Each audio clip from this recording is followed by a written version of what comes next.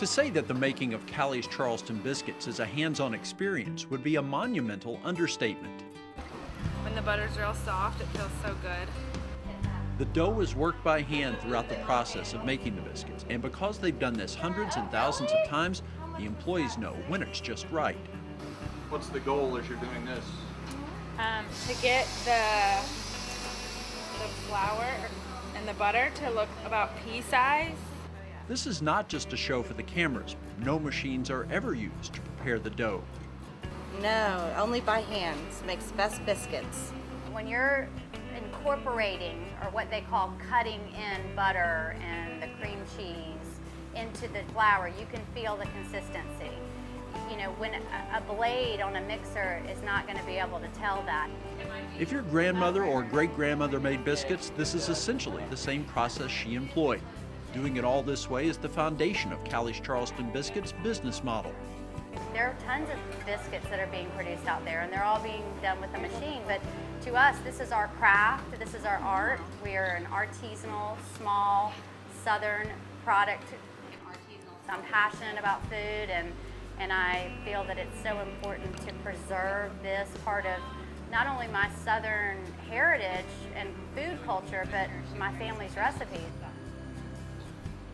Callie's is not doing anything particularly groundbreaking here in terms of biscuit creation. The service, though, is doing all the hard work so that the consumer can just enjoy the end product.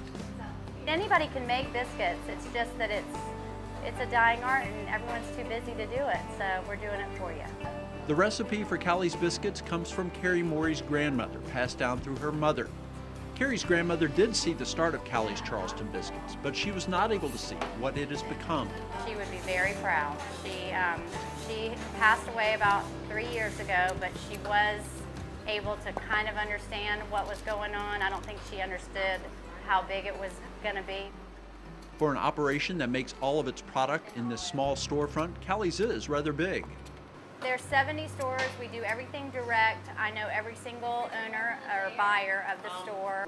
Our product is not something that should be put in big grocery stores. It is a very high-end, handmade product. If it gets lost on a big grocery store shelf, it's probably going to stay there. When we get a store, I go to the store most likely and do a tasting.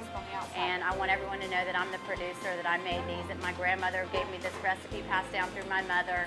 These are not your everyday Pillsbury biscuits. These are handmade for special occasions and gift giving. In making the biscuits, once the dough is perfected, These buttermilk biscuits are pure pillows.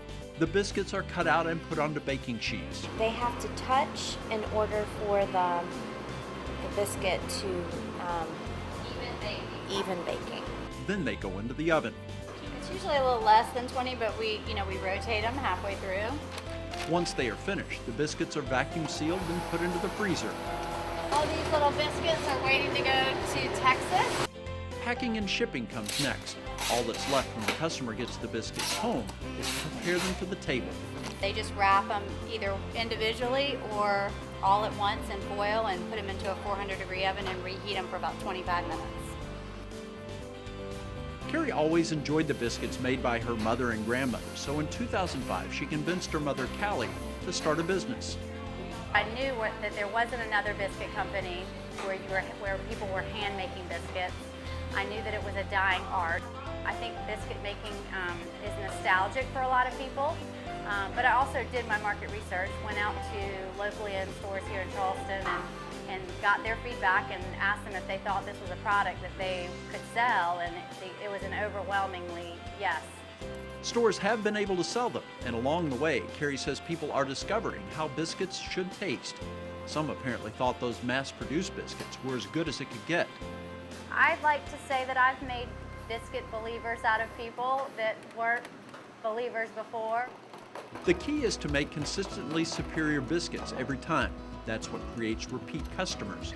It's easy to get someone to buy something once. What is hard is to get them to be a fan, and that's really what I consider my job. Callie's Charleston Biscuits start at around $17 per dozen. That might generate sticker shock at first until you realize all that goes into making the product. If we work a good 9-hour day, we can produce 3,000 biscuits. but everything's done by hand, and the proof is in the pudding. The taste is totally different from any other biscuit, and so you have to pay for that. You get what you pay for. While the biscuits will always be handmade, which can limit how big the company can become, there are ideas about getting a bit bigger. I would love for my business to grow a little bit more. I'd love to open another location, maybe out west, where I could provide ground shipping to all my West Coast customers because shipping is so expensive.